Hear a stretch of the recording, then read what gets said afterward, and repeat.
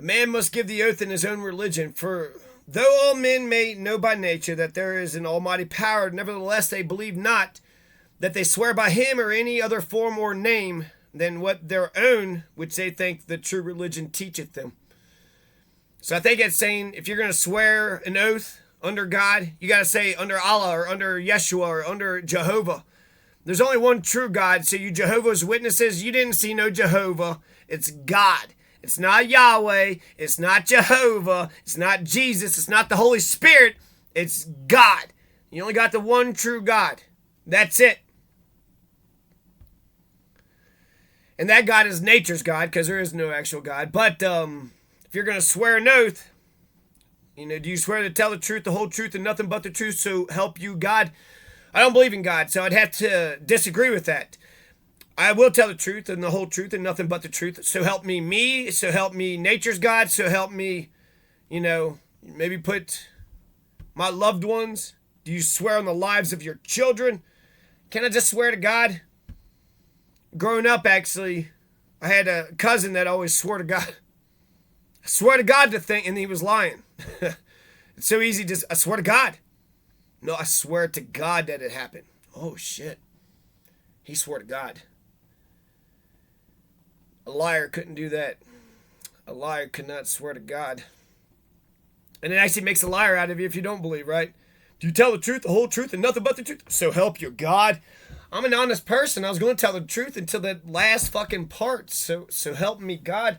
I guess so help me anybody, but nature's God. So help me physics. So help me mathematics? I guess so. Yeah, all right. So help me mathematics and physics. Sure. Can I just say mathematics and physics? Do you swear to tell the truth, the whole truth, and nothing but the truth? So help you physics and mathematics? I do. I swear.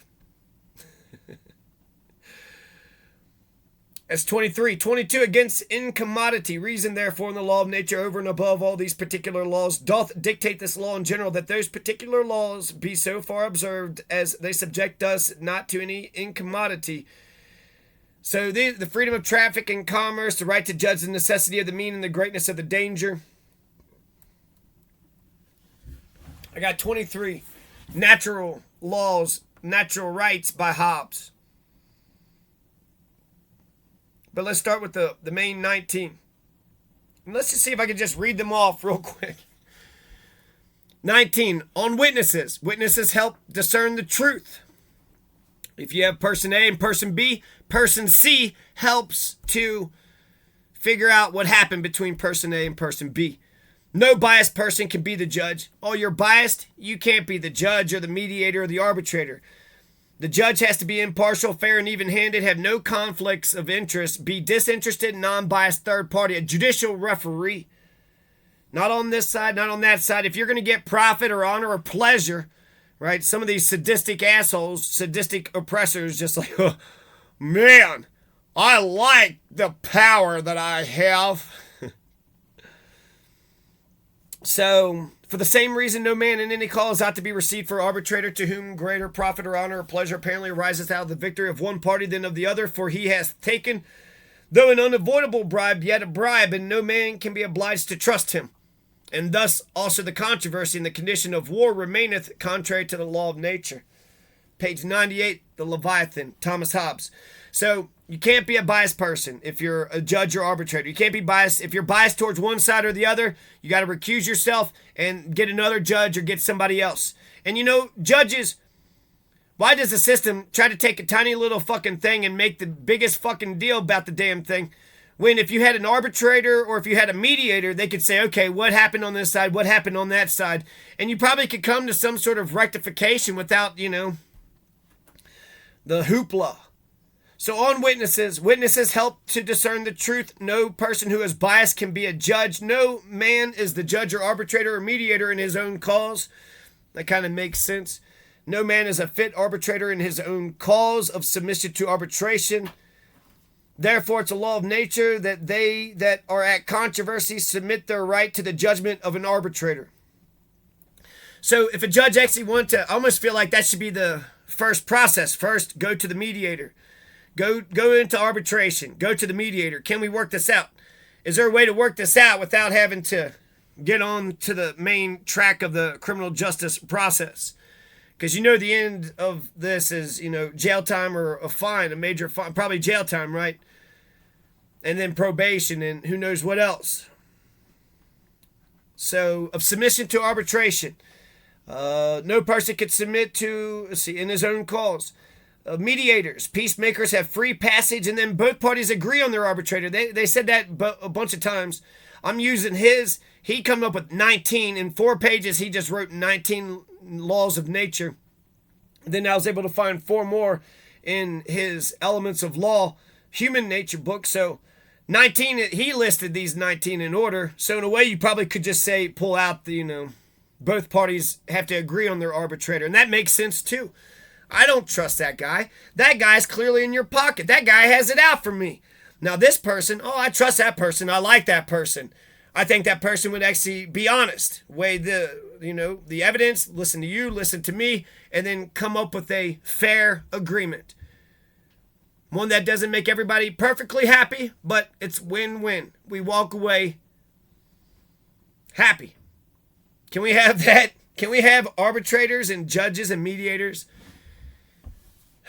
that can assuage and fucking iron out the differences between people instead of exacerbating and escalating? Peacemakers have free passage. That's interesting too.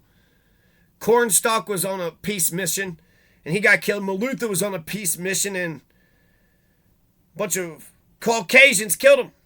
Native American Shawnee. Oh, we're on a peace envoy. Then why'd you kill the guy? Now, people could feign peace, right? All men that mediate peace be allowed safe conduct. I'm thinking of Jesse Jackson. If Jesse Jackson wanted to mediate peace between 2 neighbors, let the man pass. Let the man see what he could figure out. Talk to that person, see if there's common ground, see if there's could be something. I almost feel like people just don't put the time and effort into actually trying to. Hobbes' 13th and 14th law of nature is of lot and primogeniture of lot. The 13th law, and this is just about, I guess, land and property and whatnot. You come across, or I guess rivers and waters, who knows? I didn't take much stock into it, but it's somewhat interesting. It's interesting to get I like all of them together because we could think of it as a whole. But he's just saying the law of nature is saying if there's, plenty for everybody, then everybody can divide it up equally. But if there's only so many, then you have to do it by lot, which is, I guess, by chance, right? Okay, we only got 5 and there's 100, so we're going to put 100 names in the thing, pull out 5, and that's who's going to get the 5 houses. And that's fair. He also says that the commons, right, the 12th law of nature, so 12, 13, and 14 are kind of all about private versus public. But the public things, the right of everybody to use the commons is equal use of all things common. So everybody gets to use the basketball court, everybody gets to use the sidewalks and the roads, the library, public schools, courthouse, police, fire department, EMS, etc. All who have a right gets equal use of all things common, that such things as cannot be divided be enjoyed in common, if it can be, and if the quantity of the thing permit, without stint, otherwise proportionably to the number of them that have right. That's 97 Leviathan, 12th law of nature. Good deal. Rolling right along. 11th law of nature for equity. Also, if a man be trusted to judge between man and a man, it's a precept of the law of nature that he deal equally between them. So again, they're saying be fair. So we kind of have the same. For equity, the 11th law of nature is kind of very much identical to the 18th law of nature. If you're a judge and you're biased, you can't be the judge. And the way that you think about it, if you're the judge, is you deal equally between man and man. Oh, you accused him? Well, I don't care. Wait a second, you accused him? Well, I'm your buddy and I'm your friend, so let's fuck that guy over. That's not fair. Wait a second. Hold on, that's not fair. Well, life's not fair. Okay, child abuser, enough of you. Life should be fair, you piece of shit. You think you're going to go around abusing children? You racist fucking Neanderthal fucking Confederate fuck. The right to life, the right to use fire, water, or free ocean. The 10th law of nature, he does talk about the right to life. And so I separate the two because it's against arrogance. The 10th law of nature, according to Hobbes, it's against arrogance. And he also has one that's against pride. I think you can be proud of your accomplishments, but against arrogance. At the entrance into the conditions of peace, no man required to reserve to himself any right which he is not content should be reserved to every one of the rest. So this is actually political equality. This is political liberty, political equality. You have a right to speak. I have a right to speak. You have a right to peacefully assemble. I have a right. You have a right to petition. I have a right to petition. That's why we're a part of the social contract. That's why we're a part of this constitutional republic. That's the contract. We're not going around committing crimes. We're reading our laws of our country and our nation and our state. We love Colorado. We love America. We love our community. We love our families and we love our neighbors. We love our unions. We love our working class peoples. We love each other. We want peace. And so if we want peace, we really got to reflect upon what Thomas Hobbes, he went through the English Civil War. And there's like 2% of the, there's a lot of people that died, proportionally speaking. It's kind of like America's Civil Wars, the most bloodiest war that we've ever had in terms of American deaths. 4 million killed in Vietnam, 1 million killed in Iraq.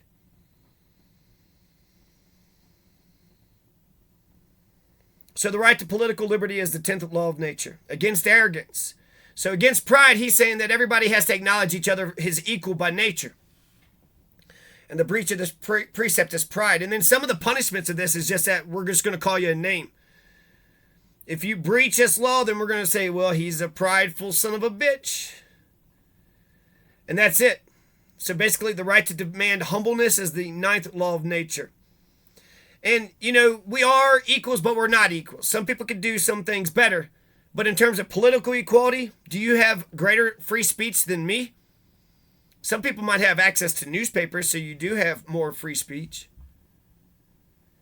But ultimately, if you have the money and you can put it up and run a newspaper, then, newspaper men have the same. But we have the same political liberty. The right to demand humbleness from others. So, pride, I don't know. I don't need you to acknowledge everybody, is equal or that. But that's Abraham Lincoln too, right? The Gettysburg Address. Dedicated to the proposition that every man was created equal. So, I think it's obvious, but the point of all men are created equal is that we all have the same rights and freedoms. You can't harm me. You can't criminalize anybody, but you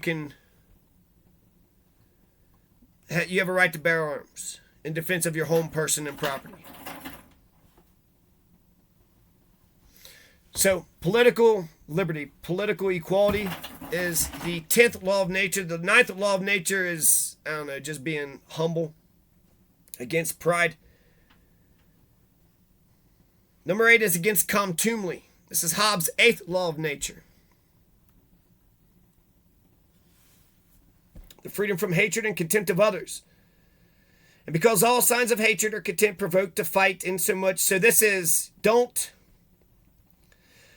no man by deed, word, countenance, or gesture declare hatred or contempt of another. Which he's saying that sometimes just a mean look or a mean gesture can make a person, spin out of control. So we got to make sure we're polite and kind and definitely not criminalizing each other. We definitely got to make sure we're not criminalizing each other. But he's saying not only shouldn't we be criminalizing each other, we shouldn't even declare hatred or contempt one another. We shouldn't gesture, countenance. So basically he's just saying by any expression of your hands, any words that come out of you, anything, you can't do mean mugging. You can't, be rude and mean and say meanful, hateful things. And then the breaches of this law are called contumely. So don't you be contumely. Every man thinking well of himself and hating to see the same in others, they must needs provoke one another by words and other signs of contempt and hatred, which are incident to all comparison. till at last they must determine the preeminence by strength and force of body. 78, The Elements of Law, Part 1, Hobbes. So the eighth law of nature is don't provoke others with words or other signs of contempt and hatred, till at last that they must determine the preeminence by strength and force of body. In revenges, consider the future good. The seventh law of nature is basically no cruelty. This gets to no cruelty. Why do we have no cruel and unusual punishments? Because of the seventh law of nature.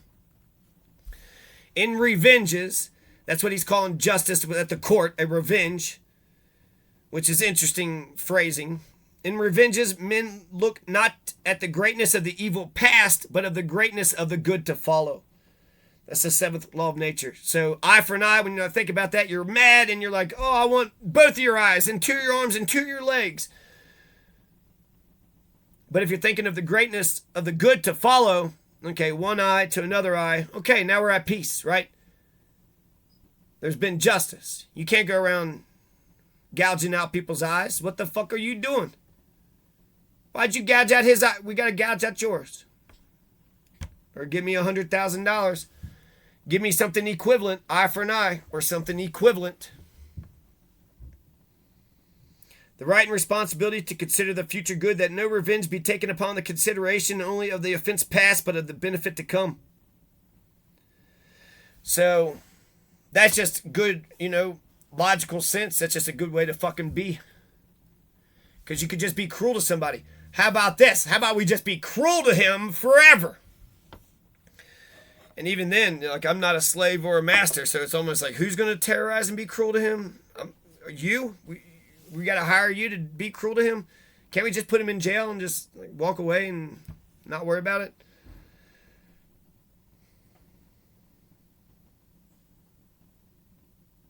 The felicity to pardon, the right to forgive and be forgiven. The sixth law of nature, pardon the offenses past of them that repent and desire it. It's the sixth law of nature, that upon caution of the future time, a man ought to pardon the offenses past of them, repenting, desire it. It's 96, Leviathan. That's the sixth law of nature, the sum of virtue, to be sociable with them that will be sociable and formidable to them that will not. The fifth law of nature is the right to be sociable. It's also a law of nature that every man do help and endeavor to accommodate each other as far as it may be without danger of their persons and loss of their means to maintain and defend themselves. Human Nature, page 90 to 91, Hobbes. Hobbes calls the fifth law of nature mutual accommodation or complaisance. Mutual accommodation or complaisance, that every man strive to accommodate himself to the rest. Again, laws of nature are open, so you come to these conclusions on your own, okay? Do we want a peaceful society or do we want a war society? Do we want every man attacking each other or do we want this civil society where we have a constitution and we have laws and we have, rules and structure and order and... So every man striving to accommodate himself to the rest, how do you enforce that? How do you quantify that? I think it's a good rule in general. It makes you think of Confucius. We are essentially men. So I am my own individual man self, but I'm also amongst men. So we are individual men or women and, adults, but we're amongst a sea of other men, women, adults. And since we are a man amongst men, what kind of man amongst men are you? You're the king, you're the best at everything, and then everybody has to bow down to you and pay you tithe. You're a man amongst men. You're a man amongst men.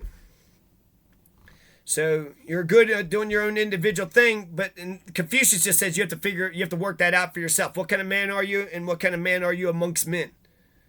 If you're the man that's trying to say that you're the fucking man amongst everybody, you're not going to win every competition, and what's the fucking point of that? That's just stupid. That is kind of man shit, though, isn't it? You got to have the more cars. You got to be stronger, be able to throw farther, do this, do that. And that's cool if you could do, things. Every man accommodate. The right to gratitude, the right to contracts, the right to a social contract, and the right to self-defense are the first three. The right to be sociable. It's also a law of nature that every man do help and endeavor to accommodate each other as far as it may be without danger of their persons and loss of their means to maintain and defend themselves. Hobbes in the Leviathan calls the fifth law of nature mutual accommodation or complaisance. Every man is obliged to stand to and perform those covenants which he maketh. You made a deal, so you have to fucking perform your fucking...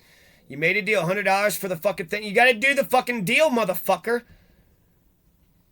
I paid you $600 to do a septic tank design, or I paid you $400. Well, I'm not gonna give you the design. I'm gonna turn it into the government to lock you into it and force you to fucking do it and then start fucking shit. No, you have to do what I drew. That's not good business practices. What if I don't like your drawing and I want to go to somebody else and get a different drawing? You're saying I can't fucking do that? I have to get locked in right here? And then you just scribble that shit down in 5 fucking minutes. I got to pay $600 for some shit you just scribbled down? And then, did Colin Romero ever ask any of those people that live on the fucking edge that they can't? There's people that live on the rocks out there. You can't live on the rocks. That's Colin Romero law. But is she fair? She's not fair. She's not honest. She lets a criminal fucking child abusing Nazis get away with all their fucking crimes, and the lawful people, they get fucked. That's bullshit. When I went to Costilla cops for that, the first thing I asked them were, are you against murder and rape and stealing? Do you have any morals whatsoever? Do you have any sense of the laws or morality? And then it was Velasquez, and he just kind of shrugged his shoulders and was just like, oh, yeah, sure. Yeah, sure. I walked away being like, God damn, I couldn't even convince him that motherfucking murder is wrong. Murder is wrong, motherfucker. God damn, it is so fucking wrong. It's not even... You're a cop. I'm entrusting you. We're entrusting you with our taxes to protect and serve us. Yeah, that's... Costilla County is not a good place for working class families. You have to be a fucking Nazi criminal. You have to be a... You can't be Anne Frank. You can't be peaceful. You can't be nonviolent. You can't turn the other cheek. Robert Pickerel, the fucking devil-worshipping fucking felon...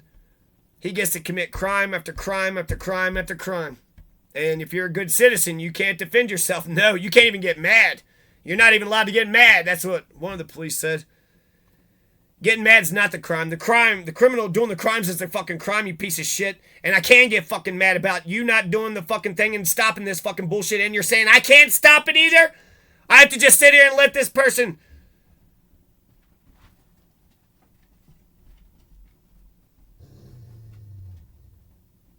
So that's real quick. Let's go through them.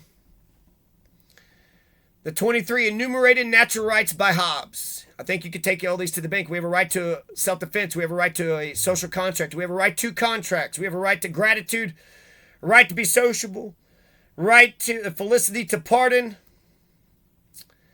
In revenges, considering the future good, we have the right of nature against contumeliness. You can't just be a bunch of rude boys, be a bunch of disrespectful fucking with your gestures and your hatred and your contempt. No man reproach, revile, deride, or otherwise declare his hatred, contempt, or disesteem of any other.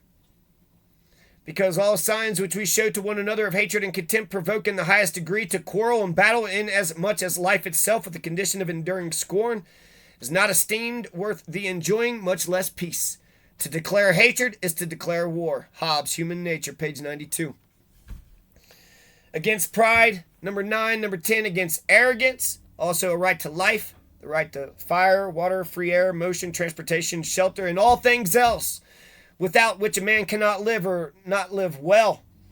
So according to Hobbes, getting into a civil society means not just surviving, but thriving. We get to be super successful. If we do all this thing, we want peace, we have a constitution, we got a government, we have the laws, we got the freedoms, we know how we all are going to play by the same rules. Could you imagine playing a Monopoly game and then other people not playing by the same fucking rules? Criminals and terrorists and sovereigns aren't going to play by nobody's rules. They're above everybody. They don't read the rules, they don't have morals, they're just going to oppress you so they can molest you and rob you and take everything that you got. For equity, if you're a judge between man and man, you must deal equally between them. The right to use all things common. If it's part of the commons and I'm of the common, I'm allowed to equal use of all things common. So maybe if everybody's at the basketball court, we'll have to say, okay, this hour is yours, next hour is mine.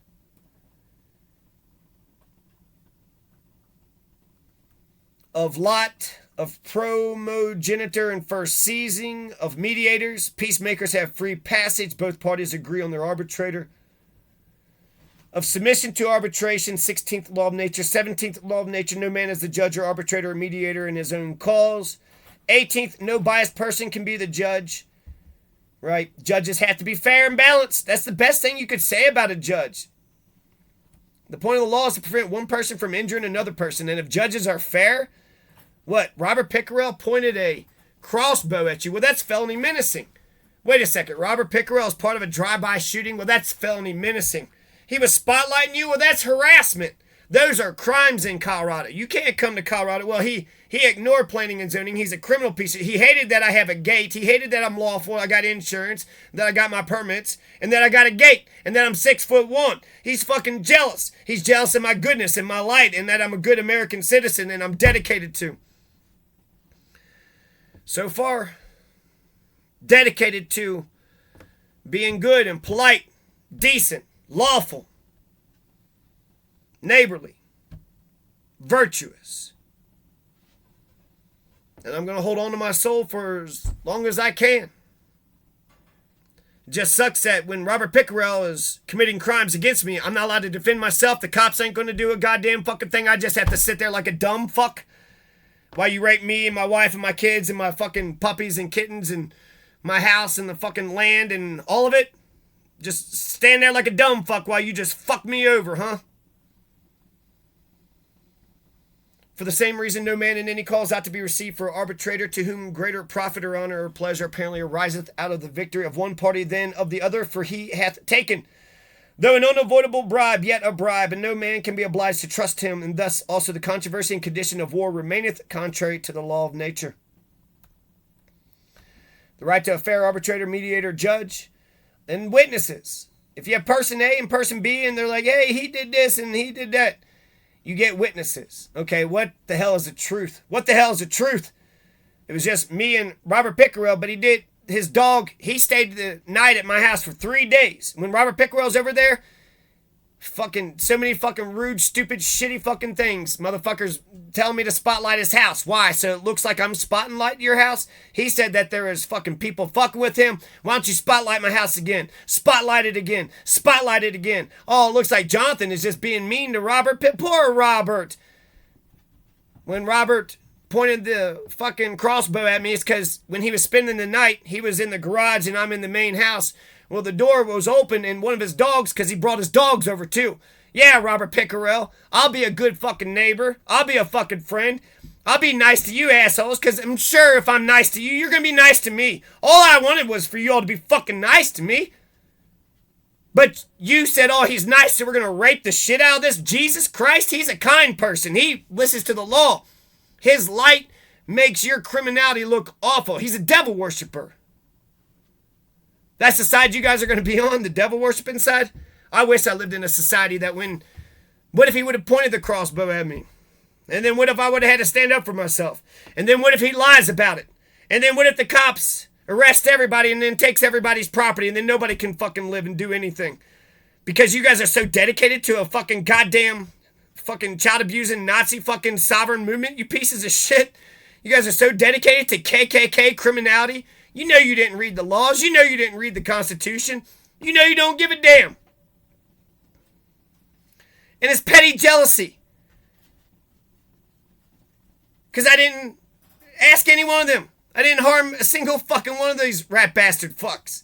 Well, what'd he do to you? Oh, nothing. I heard that he killed some cows. Nope. That's a fucking lie.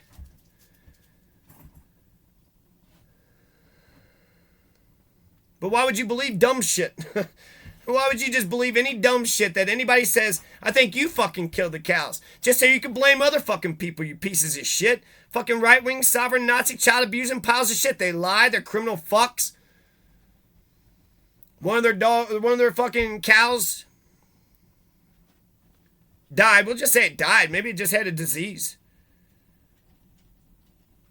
And then for fucking several days, the cows kept getting closer and closer to my house. And it's kind of like, it's weird. And then when I would go for my walks, there'd be somebody with the fucking four-wheeler or somebody with the light driving around. You guys are trying to set me up to do something to the cows, but I'm not doing anything to the cows. So you're spending so much fucking time. You could have just said, had a home welcoming party, welcome to the neighborhood, brought me over a blueberry pie. You would have known me, talked to me, seen that I'm not fucking killing people's fucking cows and shit, motherfucker. I'm not the one harming people. That's you motherfuckers. So much time and effort. I remember Nick number 2 had said that he didn't have enough time to figure this out. I don't have enough time to figure this out. But you have enough time to stalk me, drive over here, drive over there, fucking with the cows, with the fucking spotlighting, with the... And then if they're such fucking tough guys, why are they letting the Nazis run around doing whatever the hell they want to?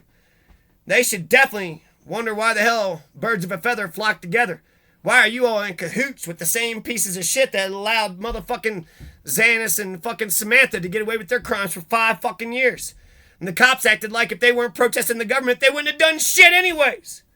They would have let the McDonald's keep on raping them kids. That's the kind of people you get along with? Birds of a feather flock together. There's no honor amongst thieves. And the truth is immovable. So, those are natural laws. We have 88 freedoms from the U.S. and the Colorado Constitution, but we also have 33 natural rights. 10 natural rights for life and 23 natural rights for liberty. So get with it, America. Get goddamn with it.